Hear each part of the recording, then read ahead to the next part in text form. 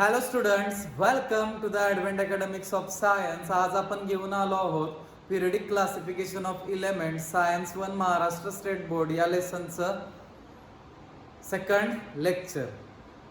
First लेक्चरमध्ये आपण पाहिलं होतं इंट्रोडक्शन की इलेमेंट्स क्लासिफिकेशन करायची गरज का होती आणि दोन क्लासिफिकेशनचे टाइप्स बघितले होते की ज्यात फर्स्ट होता डोबेरायनर ट्रायड्स की ज्यात इलेमेंट्स जे आहेत ते तीनच्या ग्रुप्समध्ये अरेंज केले होते की ज्याला ट्रायड म्हणतात. Elements were arranged in the groups of 3 known as triads having similar chemical properties in their increasing order of atomic masses. In a triad, the atomic mass of middle element was the approximately mean of atomic masses of other two elements. म्हणजे मधल्याचं जे atomic mass होतं ते other टूची मीन होतं. म्हणजेच काय, त्यांची addition divided by 2 हे जवळजवळ काय येत होतं, इक्वल. त्याच्याशी रिलेटेड होमवर्क तुम्ही कंप्लीट केला असेलच. त्याचा आन्सर आहे फर्स्ट आहे ते डोबेरायनर ट्रायड नाही आहे, बट सेकंड आणि थर्ड डोबेरायनर ट्रायड्स आहेत. सो चेक करा तुमचे आन्सर्स बरोबर आहेत का नाही. यानंतर न्यूलँड्स ऑक्टेव्स बघितले होते. न्यूलँडने पण ऑटोमिक मासेसच्या बेसिसवरती क्लासिफिकेशन केलं, बट त्याचं क्लासिफिकेशन जे होतं ते बेस्ट होतं, ते म्युझिकल नोट्सशी रिलेटेड होतं. त्याचा लॉ होता every eight element has similar chemical properties to that of the first. म्हणजे प्रत्येक 8व्या इलेमेंटच्या प्रॉपर्टीज या फर्स्ट इलेमेंटला सिमिलर येत होत्या. मग त्याच्या क्लासिफिकेशननुसार त्यानं 56 इलेमेंट्स क्लासिफाय केले, बट कॅल्शियम नंतरचे इलेमेंट्स ओबे करत नव्हते. एकाच ठिकाणी त्यानं 2 इलेमेंट ॲड केले. बरं, काही एका नोटमध्ये काही इलेमेंट्स असे होते जसं की आयन की ज्याच्याबरोबर अदर गॅसेस होते तो मेटल होता. कोबाल्ट हा मेटल होता, तो हॅलोजन्स बरोबर ठेवलेला होता. आणि नवीन इलेमेंट्स जे होते त्यांच्यासाठी कोणतीही प्रोव्हिजन ठेवली नव्हती की जे डिस्कवर झाल्यानंतर ॲड करता येतील. आणि न्यूली डिस्कवर्ड इलेमेंट्सनी या प्रॉपर्टीज किंवा हा जो लॉ ऑफ ऑक्टेव्स होता तो फॉलो केला नाही. हे असे त्याचे ड्रॉबॅक्स होते, हे आपण बघितलेलं होतं. याच्यानंतर थर्ड क्लासिफिकेशन केलं ते मेंडेलिव्हने केलं. मेंडेलिव्हची इंट्रोडक्शन शॉर्टमध्ये बघूया आधी, मग डिटेलमध्ये जाऊया. मेंडेलिव्हपर्यंत 63 इलेमेंट्स नोन होते. न्यूलँड्सपर्यंत 56 होते, बट मेंडेलिव्हपर्यंत 63 इलेमेंट्स माहीत झाले. मेंडेलिव्हने पण ऑटोमिक मासेसवरतीच क्लासिफिकेशन केलं, बट क्लासिफिकेशन करताना त्यानं त्याच्या केमिकल प्रॉपर्टीज डिटेलमध्ये स्टडी केल्या. केमिकल प्रॉपर्टीजचा स्टडी करताना त्याने हायड्रोजन आणि ऑक्सिजन या 2 इलेमेंट्सचे कंपाऊंड्स म्हणजे हायड्राइड्स आणि ऑक्साइड्स याचा स्टडी केला. आता हायड्राइड आणि ऑक्साइड्सचाच का स्टडी केला, तर ऑलमोस्ट एव्हरी इलेमेंट हे हायड्रोजन किंवा ऑक्सिजन बरोबर रिॲक्ट होतात. सो 2 इलेमेंटच्या केमिकल प्रॉपर्टीज कम्पेअर करायच्या असतील तर त्याच्यात एखादा इलेमेंट जर कॉमन असेल तर ते कम्पेअर करणं इझी होतं. For example CO2, H2O, SO2 जर बघितलं तर कार्बन आणि सल्फर ऑलमोस्ट सेम आहे, बट H2O सेम नाहीये. म्हणजे या कंपाऊंडच्या स्टडीवरून त्याला केमिकल प्रॉपर्टीज कम्पेअर करणं इझी गेलं. आता त्यानं अरेंज केले इलेमेंट्स वगैरे, सगळं क्लासिफिकेशन केलं. मग ते कसं केलं, काय होतं एक्झॅक्टली, त्याचा लॉ काय होता, त्याचे मेरिट्स डिमेरिट्स काय आहेत ते आजच्या या लेक्चरमध्ये डिटेलमध्ये बघूया. चला मग स्टार्ट करूया आजचे लेक्चर. बघा, आता मेंडेलिव्हज पिरियडिक टेबलमध्ये जाण्याआधी बघूयात. मेंडेलिव्ह जो होता त्यानं जवळजवळ 3 to 4 इयर्स थिसिस सांगितली होती, त्याची थेअरी एक्सप्लेन करत गेला होता. यामध्ये त्यानं किती इलेमेंट्स नोन होते, 63 elements. These elements were classified on the basis of their physical and chemical properties. Okay, after that he observed the properties of elements. He studied the molecular formula of elements and their hydrides and oxides. म्हणजे इथं hydrogen आणि ऑक्सिजनचा role खूप महत्त्वाचा होता.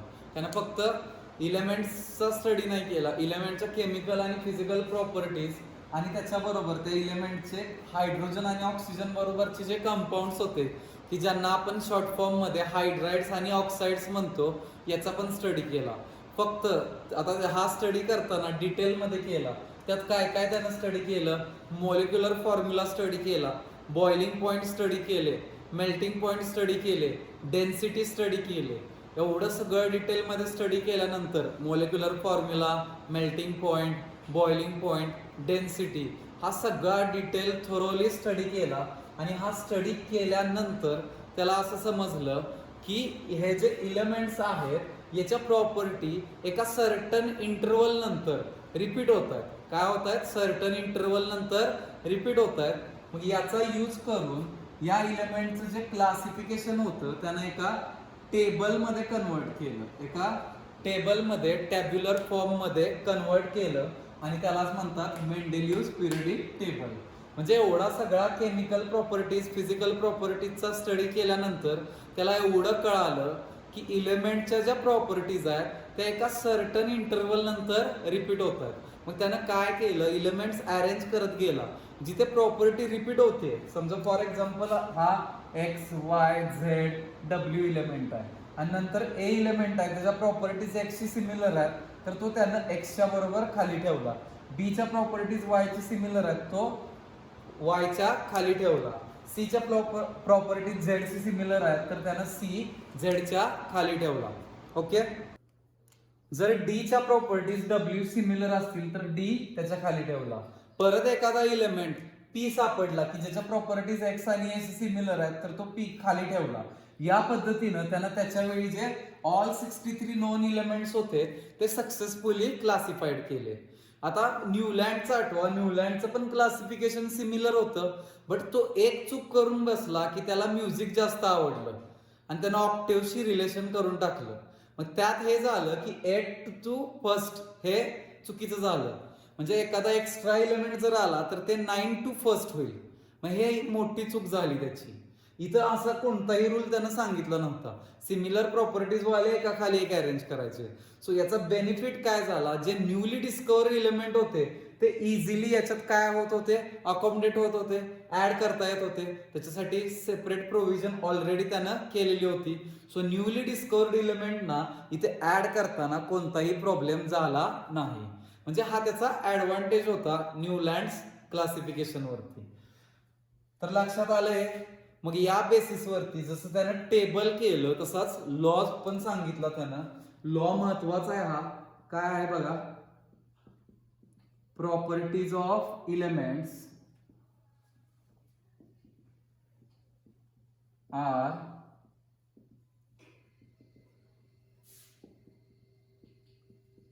periodic function of their atomic masses. आता हे आपण थर्ड क्लासिफिकेशन बघतोय की जे ऑटोमिक मास वरतीच बेस्ड आहे.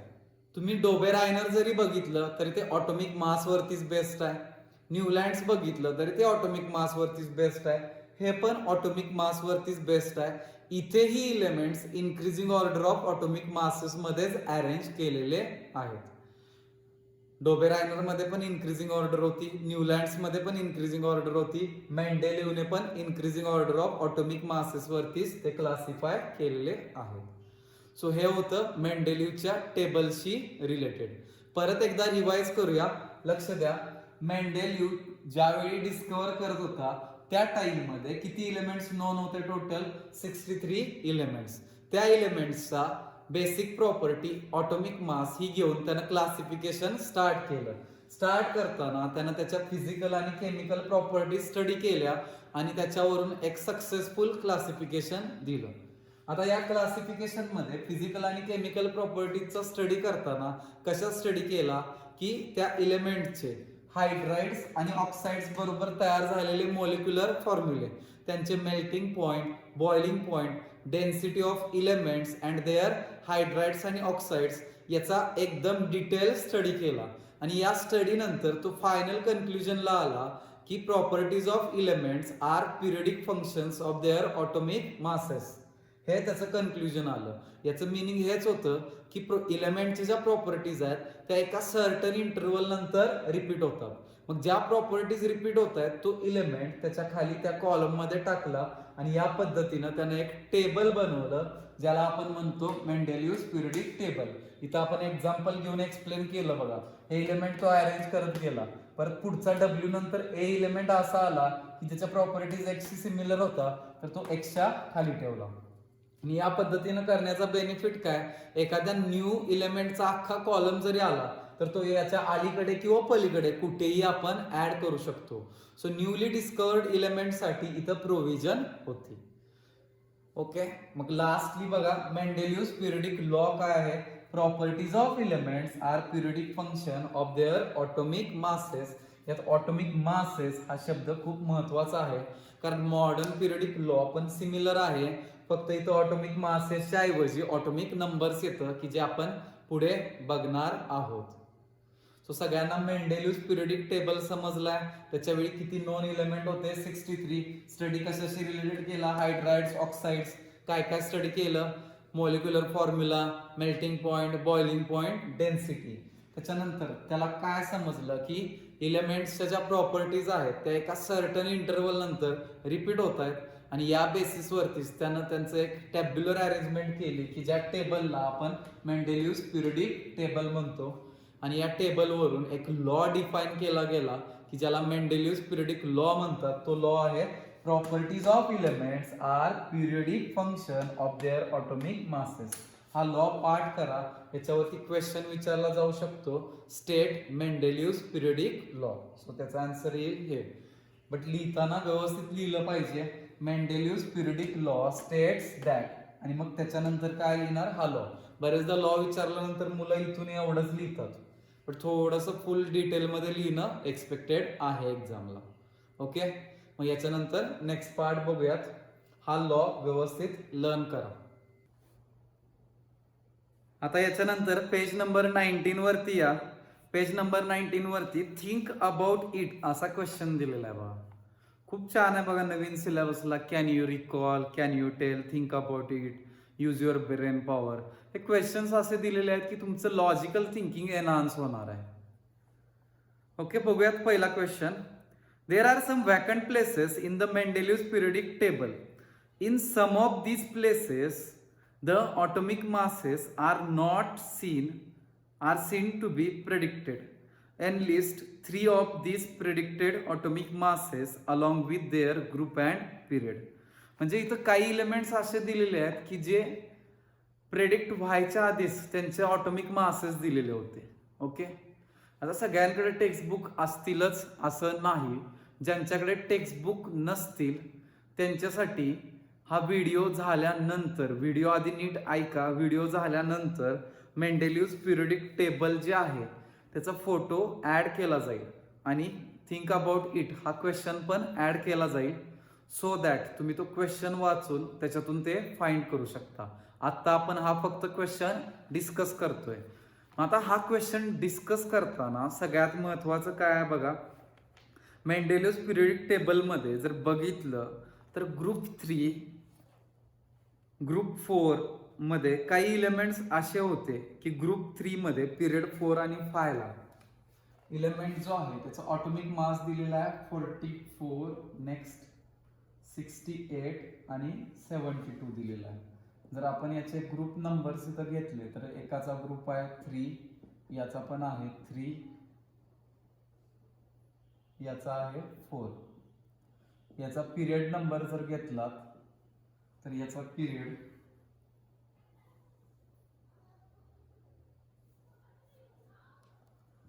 4, याचा 5, याचा 5. ओके, हे त्याचं आन्सर आहे. त्यांनी विचारलेलं की असे 3 इलेमेंट्स आहेत की ज्यांच्या ऑटोमिक मासेस त्यानं आधीच प्रेडिक्ट केलेले होते आणि नंतर ते डिस्कवर झाले. बट हे लक्षात ठेवा की जेव्हा ते डिस्कवर झाले तेव्हा हे सगळं करेक्ट होतं. म्हणजे बघा तो सायंटिस्ट किती जिनियस होता की एखादी गोष्ट जी डिस्कवरच झालेली नाहीये त्याचे ऑटोमिक मासेस, प्रॉपर्टीज त्यानं आधीच सांगितल्या डिस्कवर व्हायच्या आधी. त्याला टेबलमध्ये स्वतःच्या जागा पण दिली आणि जेव्हा ते इलेमेंट सापडले त्या प्रॉपर्टीज सगळ्या करेक्ट आल्या. बघा असे सायंटिस्ट होऊन गेलेत. आता त्या पहिल्याचं जे आन्सर होतं ते हे आहे की ते 44, 68 आणि 72 असे 3 इलेमेंट्स आहेत की जे तुम्हाला ग्रुप 3 मध्ये आणि 4 मध्ये पिरियड 4 आणि 5 मध्ये एक इलेमेंट सापडेल ग्रुप 3 पिरियड 4 ला, दुसरा सापडेल ग्रुप 3 पिरियड 5 ला, तिसरा सापडेल ग्रुप 4 पिरियड 5 ला. तुम्ही जर या टेबल मध्ये हा जो टेबल आहे पेज नंबर 18 वरती दिलेला आहे त्यामध्ये सापडेल तुम्हाला ते. सापडताना पेज नंबर वरती इथं सापडतील त्या इलेमेंटच्या आधी नेमच नाही दिलेलं, जस्ट अशी डॅश दिलेली आहे, नेम दिलेले नाहीयेत कारण त्यांचे नेम त्यावेळी डिस्कवर झालेले नव्हते. इलेमेंटच डिस्कवर झाले नव्हते तर त्यांचे नेम कसे होतील. त्यानं फक्त एक प्रेडिक्ट केलेलं, अंदाज सांगितलेला की हे इलेमेंट्स असे असतील, त्यांचे ऑटोमिक मासेस हे असतील, ते या ग्रुपमधल्या इलेमेंट्सची प्रॉपर्टीज सिमिलर दाखवतील आणि त्यांच्या बाकीच्या प्रॉपर्टीज पण त्यानं सांगितलेल्या होत्या, डेन्सिटी, केमिकल फॉर्म्युले, मॉलिक्युलर फॉर्म्युले विथ ऑक्सिजन, हायड्रोजन. आणि जेव्हा ते इलेमेंट सापडले तेव्हा ते करेक्ट सापडले. ओके, समजले आन्सर. हे आन्सर आहे त्याचं, हे आन्सर लिहून ठेवा. आता या थिंक अबाउट इट मध्ये क्वेश्चन 2 जो दिलेला आहे तो बघूया. Due to uncertainty in names of some of the elements a question mark is indicated before the symbol in Mendeleev's periodic table. म्हणजे हा मेंडेलिव्ह पिरियडिक टेबल आहे, याच्यात काही इलेमेंट्सची जी नावं होती ती कन्फर्म नव्हती. सो त्या सिम्बॉल ती जी नावं होती त्या सिम्बॉलच्या आधी क्वेश्चन मार्क दिलेला होता. तुम्ही जर हा टेबल तुमच्याकडे टेक्स्टबुक असतील तर पेज नंबर 18 वरचा टेबल बघितला तर हे ब्लँक स्पेसेस पण सापडतील तुम्हाला आणि क्वेश्चन मार्क वाले इलेमेंट्स पण सापडतील. मग ते इलेमेंट्स कोणते होते बघा. YT, DI, CE, ER, LA हे इलेमेंट्स होते की या इलेमेंटच्या आधी क्वेश्चन मार्क आहे. आता हा क्वेश्चन मार्क का ठेवला गेला, कारण त्यांची नावं कन्फर्म नव्हती की हेच नाव आहे का, त्याचं नावाबद्दल डाऊट होता आणि हा डाऊट त्यावेळी क्लिअर झालेला नव्हता. सो ती नावं फिक्स नसल्यामुळं, डाऊट क्लिअर नसल्यामुळे, की नावं ती सर्टन नसल्यामुळे त्याच्या आधी काय दिलेला, क्वेश्चन मार्क दिलेला. सो हे व्यवस्थित लिहून घ्या थिंक अबाउट इटचा आन्सर. ज्यांच्याकडे टेक्स्टबुक आहेत त्याने टेक्स्टबुक मध्ये हे फाइंड करा. ज्यांच्याकडे टेक्स्टबुक नाहीयेत त्यांना या व्हिडिओ नंतर या टेबलची इमेज आणि या क्वेश्चनची इमेज टाकली जाईल. ती व्यवस्थित तुम्ही स्क्रीनशॉट काढा त्याचा आणि चेक करा, तुम्हाला हे आन्सर्स व्यवस्थित समजतील. ओके,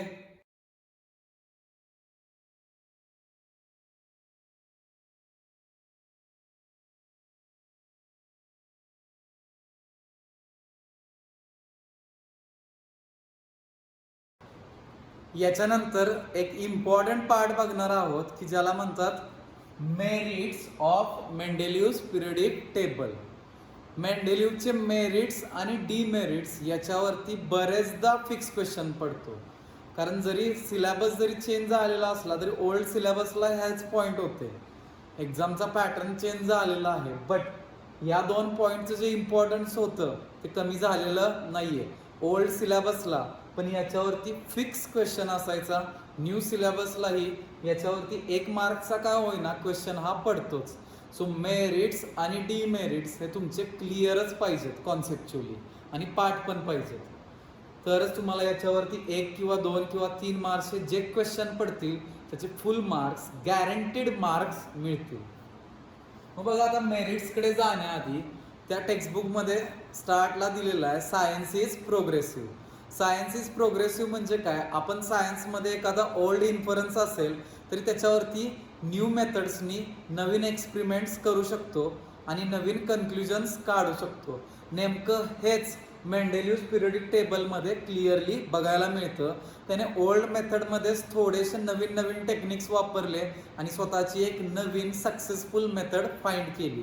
आता मेंडेलिव्ह ज्यावेळी हे टेबल बनवत होता त्यावेळी त्याला माहीत होतं की जे न्यूलँडच्या वेळी झालं की नवीन इलेमेंट्स डिस्कवर झाले, तेव्हा त्याच्यावेळी पण त्याला माहीत होतं की एवढेच इलेमेंट्स कन्फाइंड राहणार नाहीत, त्याच्यानंतर पण इलेमेंट्स डिस्कवर होतील.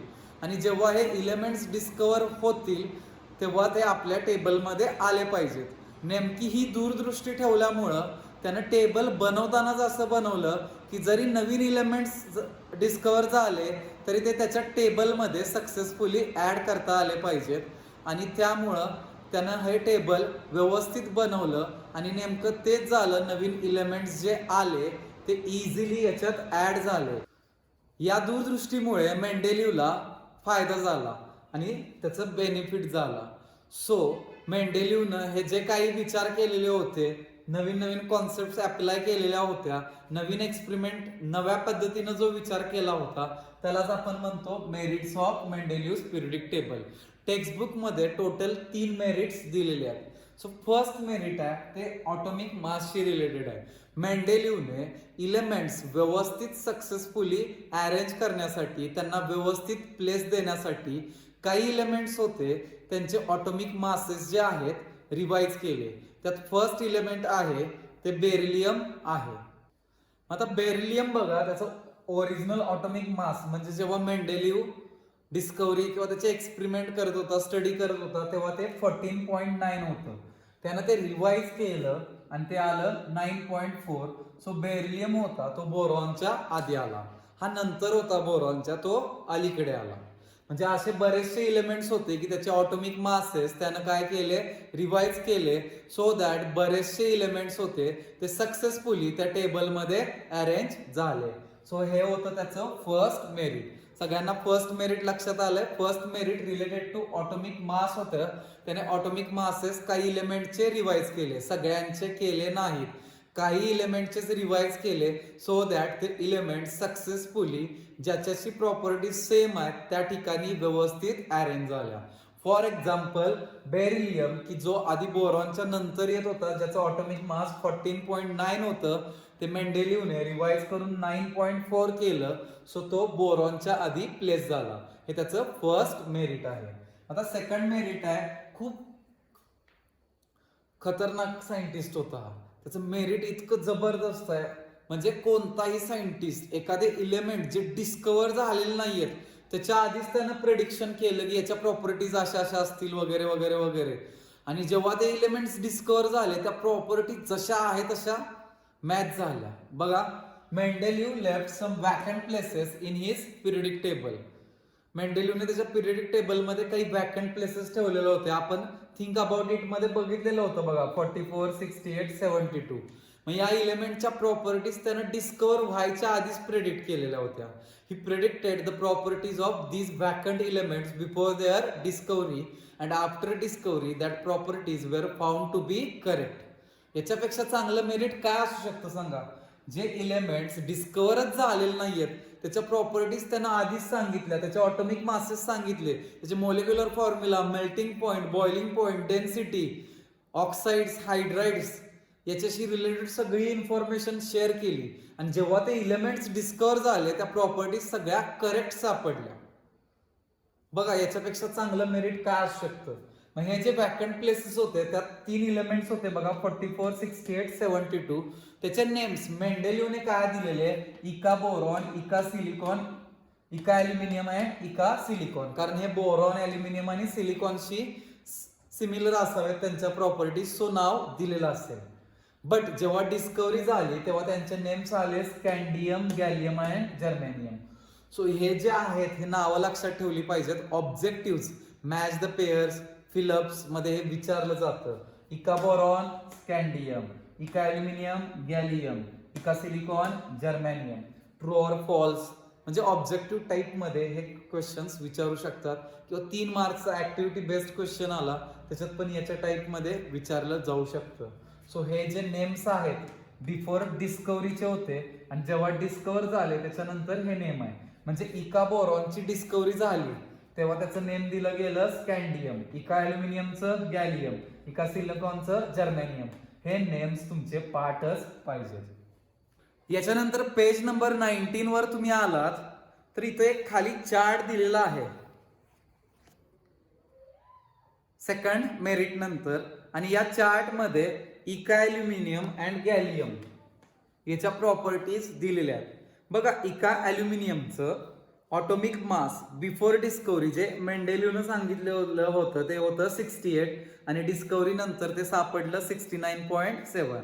डेन्सिटी 5.9 मेंडेलिव्हनं सांगितलेली होती, सापडली 5.94. मेल्टिंग पॉइंट लो होता, तो सापडला 30.2 degree Celsius. Formula of chloride ECl3 दिलेला होता, सापडला GaCl3.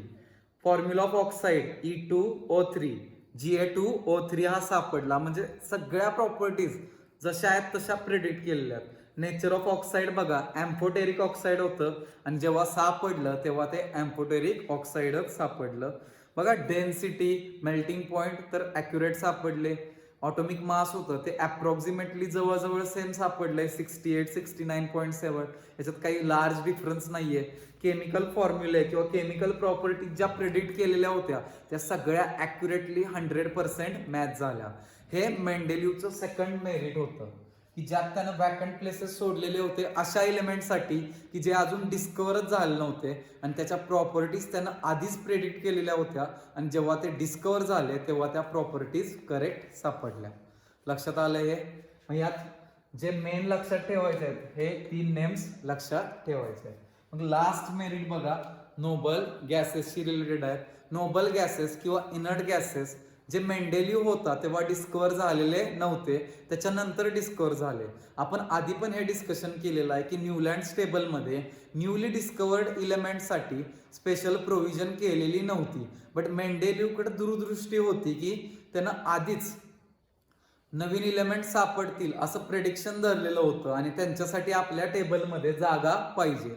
So when inert gases were discovered, they are added to Mendeleev's periodic table without disturbing the position of other elements.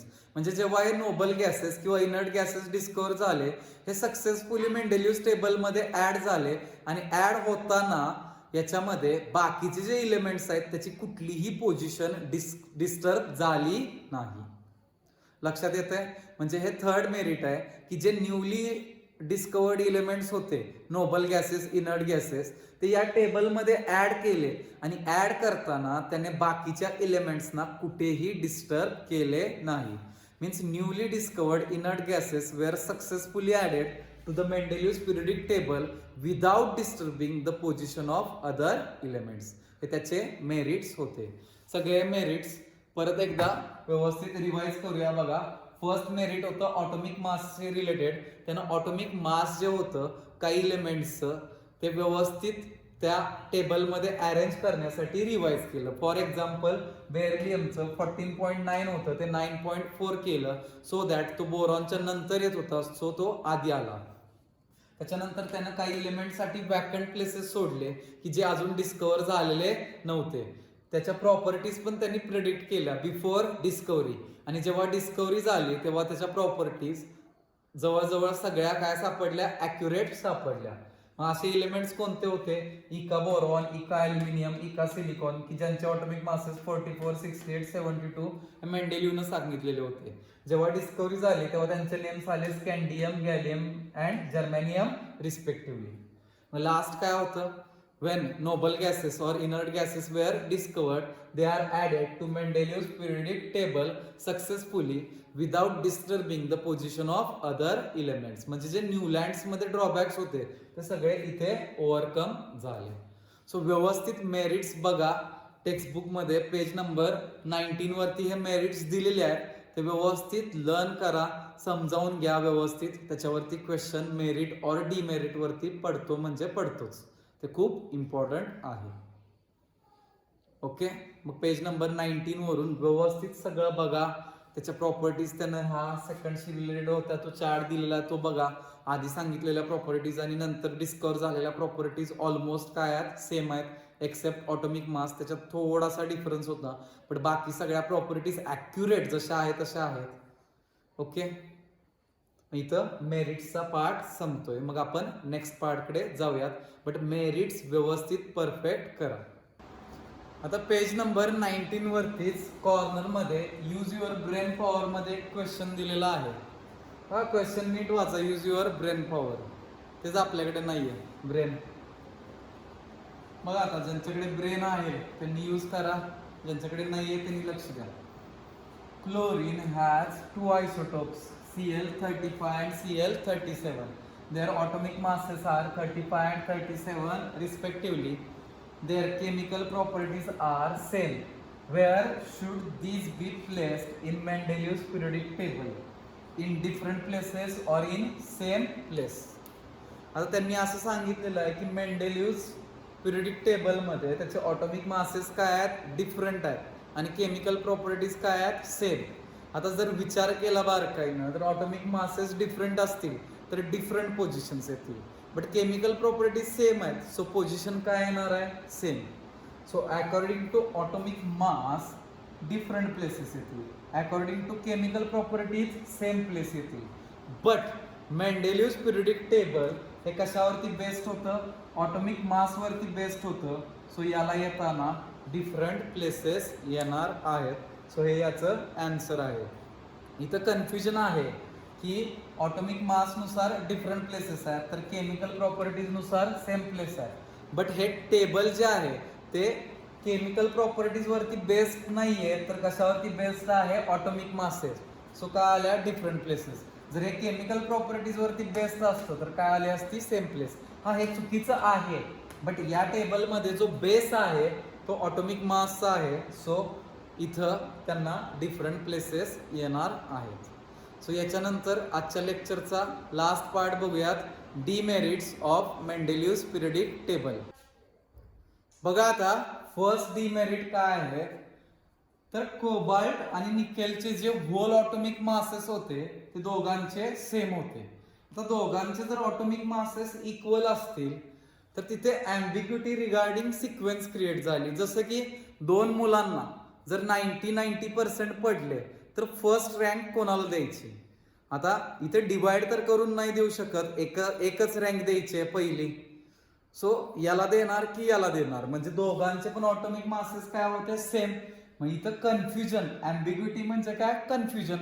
Confusion हे create झालं की cobalt आधी घ्यायचा का निकेल आधी. सो हा या मेंडेलिव्हज पिरियडिक टेबलचा फर्स्ट डिमेरिट होतं. काय होतं डिमेरिट बघा, the atomic masses of cobalt and nickel are same, the whole atomic masses are same. So there is ambiguity regarding the sequence, who came first. म्हणजे कोणाला पहिल्यांदा ठेवायचं याच्या रिगार्डिंग तिथं अँबिग्युटी क्रिएट झाली. लक्षात येत आहे, कन्फ्युजन क्रिएट झालं कारण दोघांचे होल ऑटोमिक मासेस होते ते सेम होते. मग याला आधी ठेवायचं की याला आधी, हे त्याचं फर्स्ट डिमेरिट होतं. फर्स्ट डिमेरिट हे रिलेटेड टू काय आहे बघा, अँबिग्युटी रिगार्डिंग द सिक्वेन्स, म्हणजे कोणाला पहिल्यांदा ठेवायचं. Now second demerit is related to isotopes. Isotopes were discovered after the Mendeleev's periodic table. म्हणजे मेंडेलिव्हनं पिरियडिक टेबल तयार केल्यानंतर खूप वर्षांनी आयसोटोप्स डिस्कवर झाले. आता आयसोटोप्स असतात तरी काय, isotopes are the atoms of the same element having same chemical properties, same atomic number but different atomic mass. म्हणजे त्यांचं ऑटोमिक मास आहे ते डिफरंट येणार आहे, केमिकल प्रॉपर्टीज काय येणार आहेत, सेम. जर आता अरेंजमेंट बघा, ऑटोमिक मास नुसार केली तर पोझिशन काय येणार आहेत, डिफरंट. केमिकल प्रॉपर्टीज नुसार केली तर सेम पोझिशन. आता बघा ऑटोमिक मास नुसार केलं तर केमिकल प्रॉपर्टीजला वाईट वाटणार, मला इम्पॉर्टन्सच दिलं नाही. केमिकल प्रॉपर्टीज नुसार केलं तर ऑटोमिक मास म्हणणार रूल तर माझ्यावरती बेस्ट आहे, increasing order of atomic mass. म्हणजे तुम्ही या पॅटर्न मध्ये बसवायला गेलात तर या पॅटर्न मध्ये ते बसणार नाहीये, यात बसवायला गेलात तर यात बसणार नाहीये. म्हणजे तिथं कन्फ्युजनच क्रिएट झालं की वापरायचं काय. ऑटोमिक मास नुसार अरेंज केलं तर केमिकल प्रॉपर्टीज व्हायोलेट होत आहेत, केमिकल प्रॉपर्टीज नुसार केलं तर ऑटोमिक मास मध्ये फिट बसत नाहीये. म्हणजे दोघांपैकी एक जर बसवायला गेलं तर दुसरं बसत नाहीये, दुसरं बसवायला गेलं तर पहिलं बसत नाहीये. हे सेकंड डिमेरिट होतं. बघा, isotopes were discovered later after Mendeleev put forth his periodic table. Isotopes have different atomic mass but same chemical properties. So there is challenge posed regarding the position of isotopes in Mendeleev's periodic table. म्हणजे Mendeleev's periodic table मध्ये आयसोटोप्सना कुठे ठेवायचं याच्या regarding challenge create झालं. त्यांना different position द्यायचे atomic मास नुसार की सेम पोझिशन. हे दिलं तर हे ऍक्सेप्ट होत नाहीये, हे दिलं तर हे ऍक्सेप्ट होत नाहीये. म्हणजे तुम्ही कुठलं तरी एक ऍडजस्ट करायला गेला तर दुसरं ऍडजस्ट होत नाहीये. हे होतं त्याचं सेकंड डिमेरिट. आता थर्ड डिमेरिट बघूया. थर्ड डिमेरिट हे related to number of elements between two heavy इलेमेंट्सशी रिलेटेड आहे. आता ऑटोमिक मास ही युनिफॉर्म प्रॉपर्टी नाहीये. म्हणजे फॉर एक्झाम्पल एकाचं 4 असेल तर नेक्स्टचं 9, त्याच्या पुढच्याचं 16, 20 वगैरे येतं.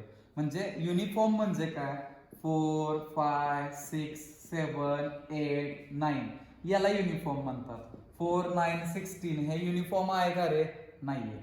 आता दोन हेवी इलेमेंट्स घेतले की एकाचं 232 आहे आणि एकाचं 250 आहे. या दोघांच्या मध्ये एक्झॅक्ट किती इलेमेंट्स असतील हे प्रेडिक्ट करता येत नव्हतं. इट इज अनेबल टू और it is difficult to predict how many elements are present, how many number of elements are present between two heavy elements, because atomic mass is not a uniform property.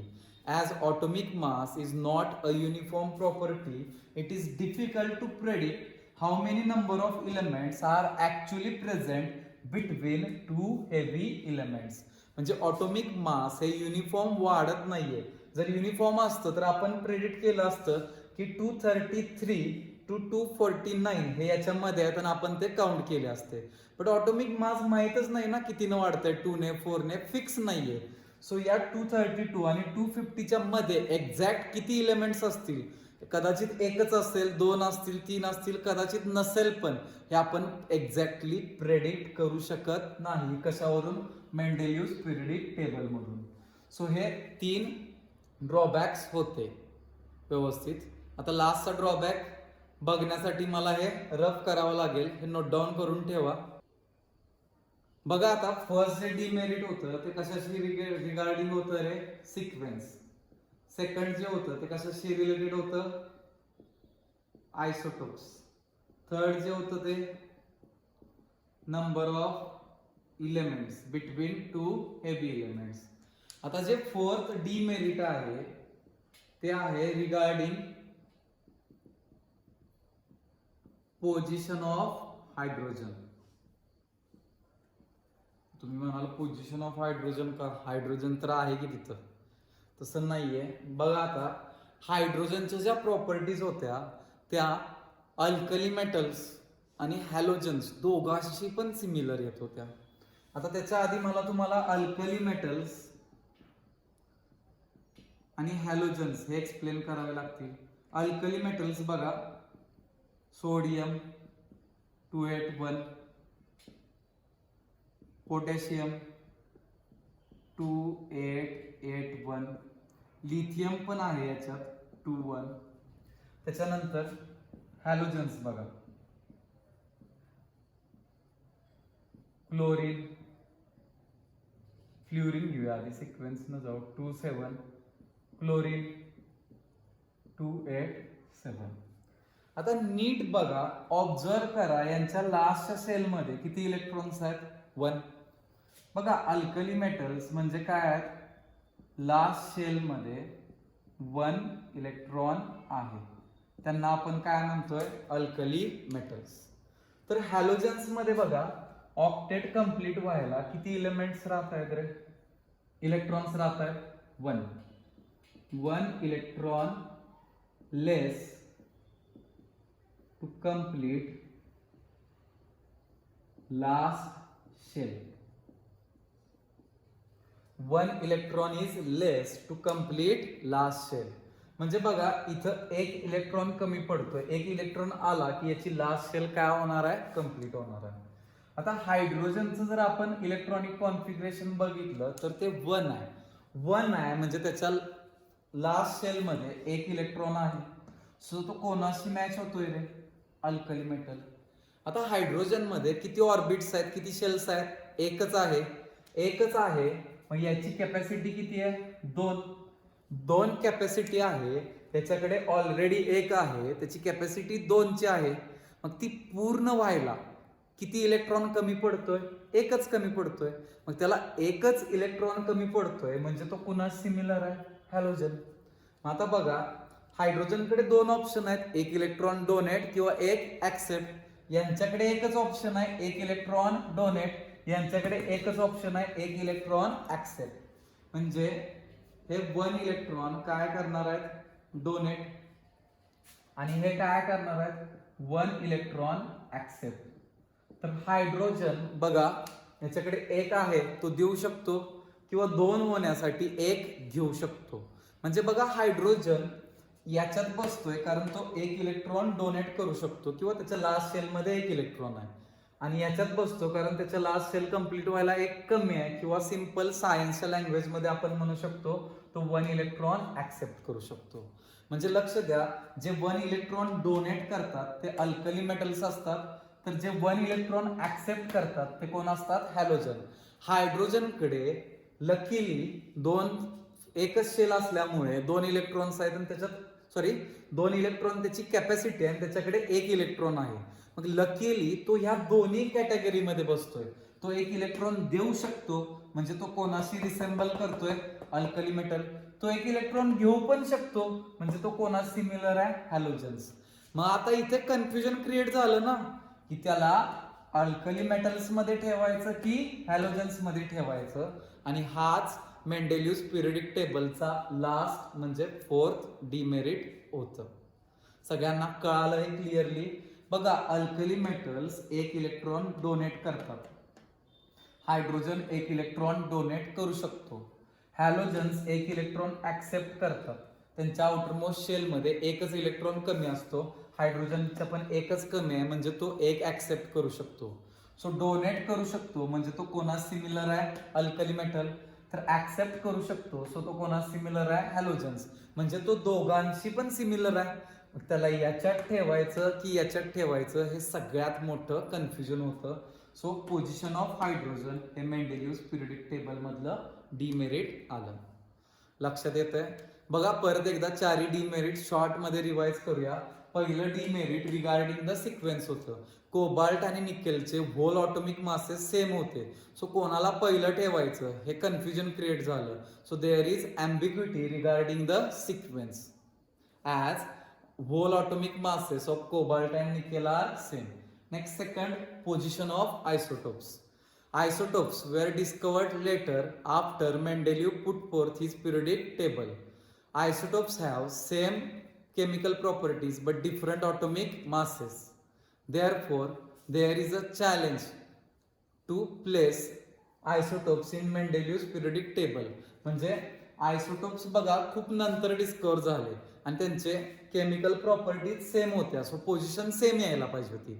Atomic masses different, so position different. मग त्यांना नक्की कसं ठेवायचं? Atomic मास नुसार ठेवायचं की chemical properties नुसार ठेवायचं? हे कन्फ्युजन क्रिएट झालं. Next, how many number of elements. बघा, atomic mass is not the uniform property.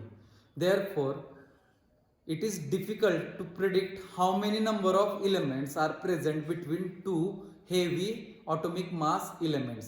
म्हणजे 2 हेवी ऑटोमिक मास असलेले इलेमेंट्स घेतले तर त्यांच्यामध्ये किती इलेमेंट्स असतील हे आपण प्रेडिक्ट करू शकत नाही. 1 असेल, 2 असेल, 3 असेल किंवा नसेलच, कारण ऑटोमिक मास ही युनिफॉर्म प्रॉपर्टी नाहीये. आणि लास्ट जे डिमेरिट होतं ते related to position of hydrogen होतं. बघा, अल्कली मेटल्स म्हणजे जे 1 इलेक्ट्रॉन डोनेट करतात, तर हॅलोजन्स की जे 1 इलेक्ट्रॉन ऍक्सेप्ट करतात. हायड्रोजनकडे दोन्ही प्रॉपर्टीज आहेत, तो इलेक्ट्रॉन डोनेट पण करू शकतो, ऍक्सेप्ट पण करू शकतो. मग इथे कन्फ्युजन क्रिएट झालं की त्याला अल्कली मेटल्स मध्ये ठेवायचं की हॅलोजन्स मध्ये ठेवायचं. हे सगळे जे आहेत ते demerits of Mendeleev's periodic table आहेत. सो व्यवस्थित हे प्रिपेअर करा, खूप इम्पॉर्टंट क्वेश्चन आहे हा. State demerits of Mendeleev's periodic table.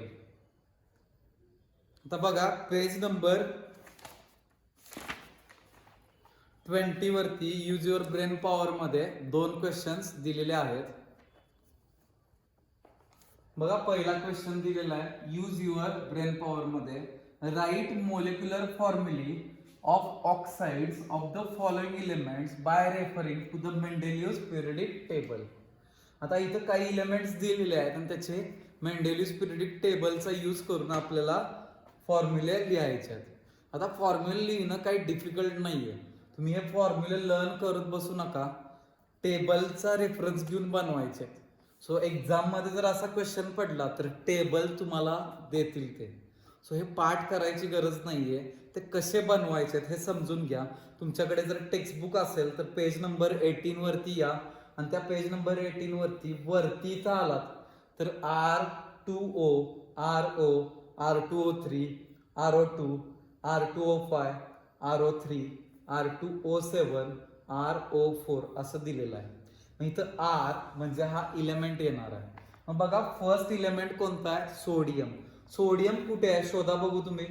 Sodium first group मध्ये आहे, Na सापडला. फर्स्ट ग्रुप थर्ड पिरियडला या Na. आता Na जर जनरल फॉर्म्युला बघितला तर तो R2O आहे. बघा आपण इलेमेंट इथं लिहूया Na. जनरल फॉर्म्युला त्याचा R2 आहे तर त्याचा कंपाऊंड होईल Na2O.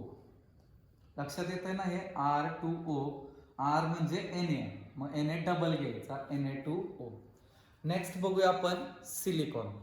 Si कुठे आहे बघा टेक्स्टबुक मध्ये सापडतंय का? पेज नंबर 18 वरती या टेबल मध्ये बघा सापडतंय का? पटकन शोधा. Si हे ग्रुप 4 पिरियड 3 मध्ये. मग ग्रुप 4 पिरियड 3 चा जनरल फॉर्म्युला काय आहे? RO2. RO2 जर फॉर्म्युला असेल तर याचा फॉर्म्युला होणार आहे SiO2. लक्षात येते ना, हा नंबर फर्स्टला जातो, हा वरचा याचा ओचा वरचा नंबर ऑक्सिजनला जाणार आहे. नेक्स्ट आता बघा कॅल्शियम.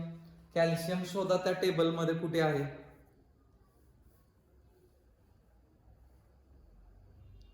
Ca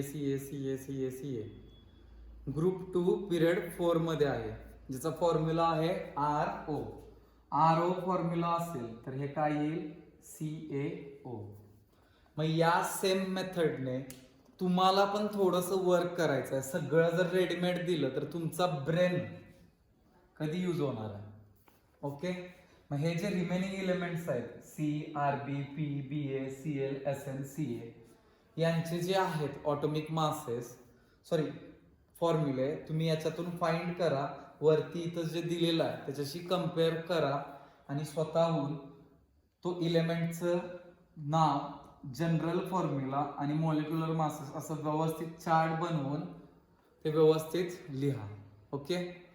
सो हा क्वेश्चन कंप्लीट करता येईल ना तुम्हाला. बघा तो इलेमेंट शोधायचा आहे, ज्या ग्रुपमध्ये असेल तिथं वरती जायचं आहे, वरती तिथं फॉर्म्युला दिलेला आहे आणि त्या फॉर्म्युल्यात आपल्याला तो फिट करायचा आहे. एक लास्ट बघूया कार्बनचं. कार्बन बघा कुठे आहे? ग्रुप 4 मध्ये आहे बघा. ग्रुप 4 मध्ये आहे कार्बन, की ज्याचा फॉर्म्युला आहे RO2 म्हणजेच काय येणार आहे? CO2. या पद्धतीनं तुम्ही राहिलेल्याचे हे फाइंड करू शकता फॉर्म्युले. लक्षात येते तुम्हाला?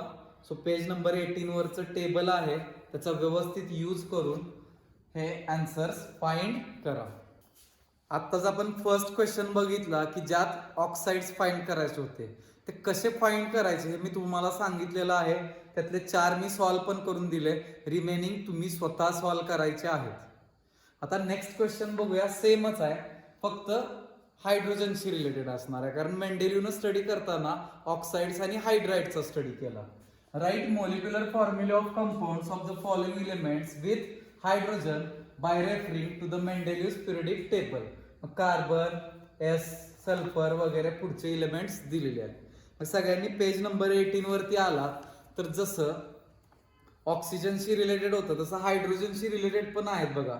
RH4, RH3, RH, इथं RH2 आहे. फक्त 4th, 5th, 6th आणि 7th ग्रुपलाच हायड्रोजनचे आहेत. 4, 5, 6, 7.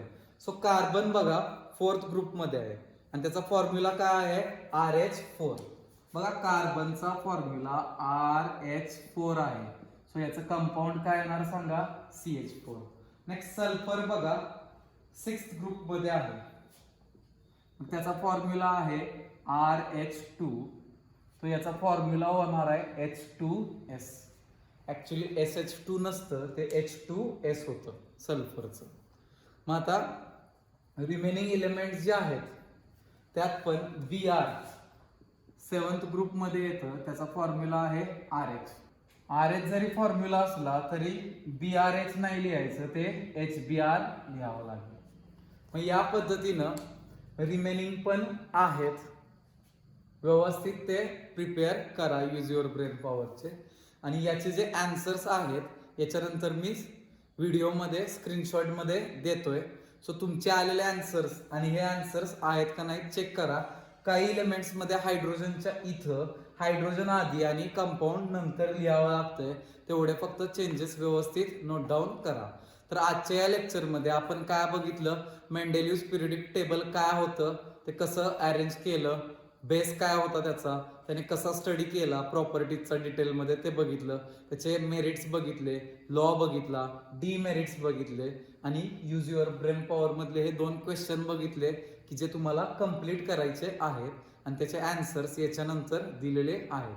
सो ते आन्सर्स बघण्याआधी व्हिडिओ पॉज करा इथेच, आधी तुम्ही आन्सर्स प्रिपेअर करा आणि मग ते आन्सर्स चेक करा.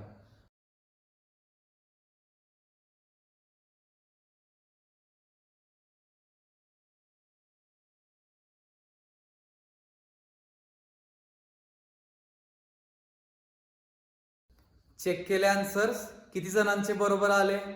ओके, बऱ्याच जणांचे सगळे बरोबर आले असतील. फक्त इथं हायड्रोजन मध्ये काहीतरी चेंजेस होऊ शकतात, कुठे कुठे हायड्रोजन आधी आणि इलेमेंट नंतर लिहावा लागतो, तेवढे जे मायनर चेंजेस आहेत ते फक्त लक्षात ठेवा. इथे आपलं सेकंड लेक्चर संपतंय. नेक्स्ट लेक्चर मध्ये आपण बघणार आहोत मॉडर्न पिरियडिक टेबल. तोपर्यंत नमस्कार.